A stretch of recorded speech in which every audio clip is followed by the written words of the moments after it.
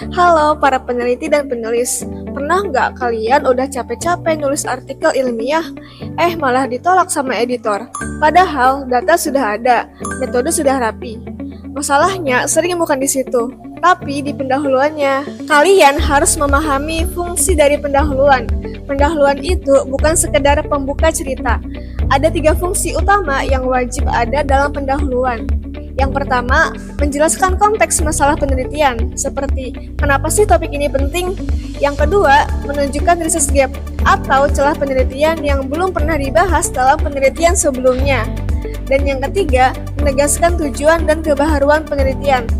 Kalau salah satu ini hilang, pendahuluan biasanya langsung dinilai kurang kuat. Selanjutnya, kalian juga harus memahami struktur umum pendahuluan.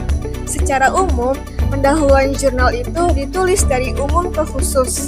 Bagian awal mulai dari fenomena besar atau isu umum yang sesuai dengan bidang penelitian, lalu dipersempit ke kondisi yang lebih spesifik, bisa memakai data atau hasil penelitian terdahulu.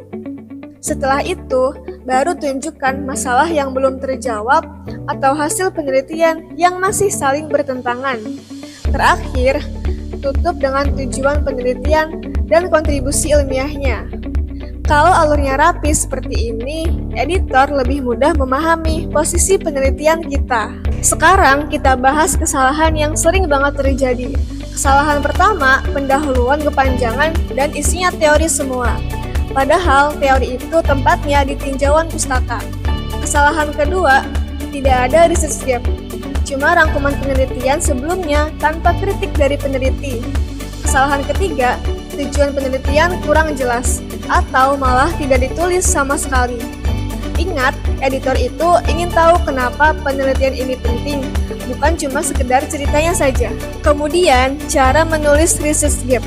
Banyak yang masih takut untuk menulis research gap karena dikira prosesnya ribet, padahal sebenarnya prosesnya sangat sederhana. Research gap bisa ditunjukkan dengan hal yang pertama, topik tertentu belum pernah dibahas. Yang kedua, penelitian belum dilakukan di konteks atau lokasi tertentu. Dan yang ketiga, atau hasil penelitian sebelumnya masih berbeda-beda. Kalimatnya bisa menggunakan kalimat yang sesederhana mungkin. Untuk struktur kalimatnya bisa seperti ini ya.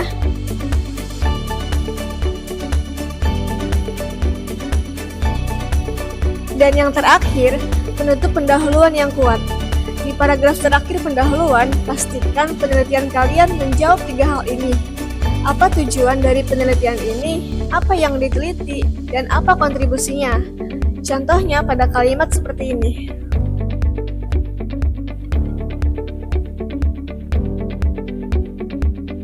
Tidak perlu bertele-tele, yang penting jelas, ringkas, dan tegas. Jadi intinya, pendahuluan jurnal yang baik itu ringkas, logis, berbasis referensi, dan fokus pada masalah.